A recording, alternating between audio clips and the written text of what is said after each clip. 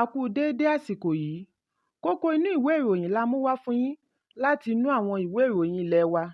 Orúkọ tèmi ni Ọmọgbémisọ́lá ọmọ Alọ́gọ̀madẹ̀.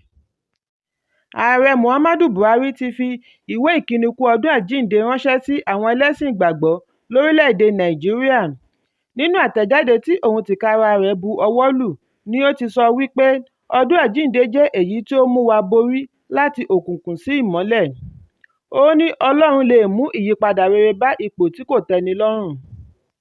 Gẹ́gẹ́ bí orílẹ̀-èdè, a ti ṣe ètò ìdìbò tí ó pèsè àwọn olórí tí yóò darí wa ní ìjọba àpapọ̀ àti ti ìpínlẹ̀. Buhari kí ọmọ orílẹ̀-èdè Nàìjíríà fún ìgbàgbọ́ tí wọ́n ní nínú ètò ìdìbò. Ó kí àwọn olúborí nínú ètò ìdìbò nígbà tó wá rọ gbogbo àwọn tí àbájáde èsì ìdìbò náà kò tẹ́ lọ́rùn kí wọ́n ṣe sùúrù fún ilé-ẹjọ́ láti gbé ìgbésẹ̀ tí ó tọ́. Ẹ̀kúnrẹ́rẹ́ ìròyìn yìí wà nínú ìwé ìròyìn This Day tó jáde lónìí. Afurasí ajínigbé kan ni a gbọ́ wípé ó pàdánù ẹ̀mí rẹ̀ ní Ọjọ́bọ̀ tí ó kọjá nínú ìfojúrinjú pẹ̀lú àwọn ọlọ́pàá ní ìlú Ìkòròdú, ìpínlẹ̀ Èkó. Láàárín ìfojúrinjú yìí ni àwọn ọlọ́pàá ti dóòlà àwọn méjì tí ó wà ní àkàtà àwọn ajínigbé ọ̀hún. Ìwádìí jẹ́ kó di mímọ̀ wípé olóògbé ajínigbé yìí pẹ̀lú àwọn ẹgbẹ́ rẹ̀ jí àwọn kan gbé ní agbègbè náà ní ọjọ́ 26 oṣù kẹta. Lẹ́yìn èyí ni wọ́n kàn sí ẹbí wọn tí wọ́n sì ń béèrè fún 20 mílíọ̀nù náírà (20 million naira). Nínú ìdúnàádúrà pẹ̀lú àwọn ajínigbé ni ẹbí fi tó àwọn ọlọ́pàá létí. Ọjọ́ tí wọ́n fẹnukò láti gba owó ìyọ̀ǹda ni àwọn ajínigbé kófìrí wípé ọlọ́pàá tẹ̀lé àwọn ẹbí ní èyí tí ó mú wọn ṣínà ìbọn bolẹ̀. Lẹ́yìn-ò-rẹyìn, ìbọn pa ọ̀kan nínú àwọn ajínigbé ọ̀hún, wọ́n sì dóòlà àwọn méjì tí ó wà ní àkàtà wọn. Alukoro fún ọlọ́pàá ìpínlẹ̀ Èkó, SP Benjamin Hundeyin, fìdí ọ̀rọ̀ yìí múlẹ̀ wípé lóòótọ́ ni àwọn ẹbí tí wọ́n jí gbé fi ọ̀rọ̀ náà tó àgọ́ ọlọ́pàá létí. Àwọn sì bẹ̀rẹ̀ ìwádìí títí ọwọ́ fi tó ọ̀kan nínú wọn tí àwọn yòókù sì sá lọ. Ẹ̀kúnrẹ́rẹ́ ìròyìn yìí wà nínú ìwé ìròyìn Punch tó jáde lónìí. Ọ̀pọ̀lọpọ̀ ọmọ Nàìjíríà, pàápàá jùlọ àwọn ọmọlẹ́yìn Kìrìsìtẹ́nì, ni yóò ṣe àjọ̀dún ọjọ́ àjíǹde ọdún yìí lóníkẹ́jẹ́bú látàrí ràbàràbà tí òfin ọ̀wọ́ngógó náírà tí báǹkì àgbà Central Bank of Nigeria dá sílẹ̀. Ojoojúmọ́ ni ọ̀gọ̀ọ̀rọ̀ ọmọ orílẹ̀-èdè Nàìjíríà ṣì ń ṣakitiyan láti rí owó gbà ní ilé ìfowópamọ́.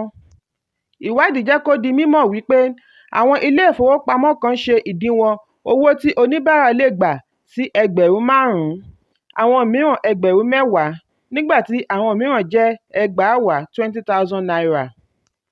Àwọn ilé ìfowópamọ́ kan tilẹ̀ ń ráhùn wípé kò sí owó nílẹ̀ rárá tí àwọn lè fún oníbàárà, pẹ̀lú gbogbo ìlérí wípé owó rẹpẹtẹ yóò bọ́dì sí ilé ìfowópamọ́.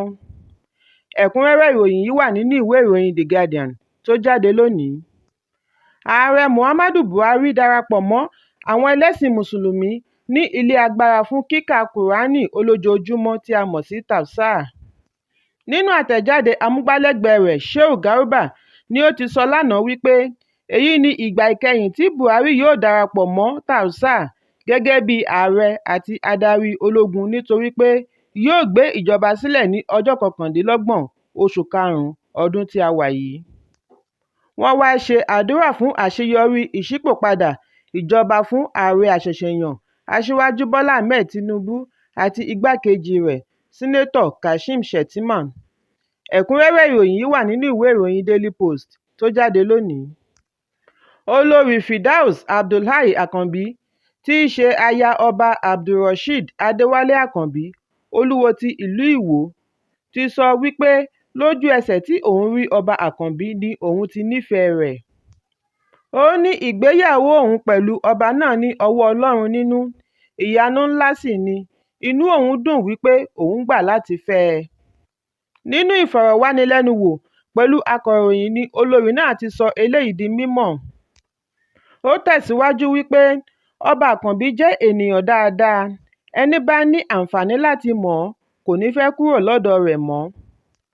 Olórí Firdaus wá láti ìdílé Bayero ní ìpínlẹ̀ Kano. Bàbá rẹ̀ ni olóògbé Alhaji Abdullahi Sarki Sanni Yola, tí ó jẹ́ Madakin Kano nígbà ayé rẹ̀. Nígbà tí bàbá rẹ̀ jẹ́ Dókítà Ado Bayero tí ó jẹ́ Emir ti ìpínlẹ̀ Kano nígbà ayé rẹ̀. Olórí Firdaus jẹ́ ọmọ ọdún 28 tí ó kọ́ ẹ̀kọ́ ìṣàkóso ọrọ̀ ajé Business Management láti Ilé-ẹ̀kọ́ gíga Modern University of Science and Technology ní ìpínlẹ̀ Cairo, orílẹ̀-èdè Egypt. Òun àti Olúwo sì bí ọmọ kan fúnra wọn. Ẹ̀kúnrẹ́rẹ́ ìròyìn yìí wà nínú ìwé ìròyìn Punch bákan náà. Kókó inú ìwé ìròyìn tòní kò ní jù báyìí lọ. Ẹ pàdé mi ní ọjọ́ Ajé Monday fún àkọ́tún. Kí a tó lọ, ẹ má ṣaláì fi àríwísí yín ránṣẹ́, ìyẹn comment, kí ẹ sì bá wa subscribe sí ojúnà wa lórí YouTube kí kókó inú ìwé ìròyìn lè máa tẹ̀ yín lọ́wọ́ ní kíákíá.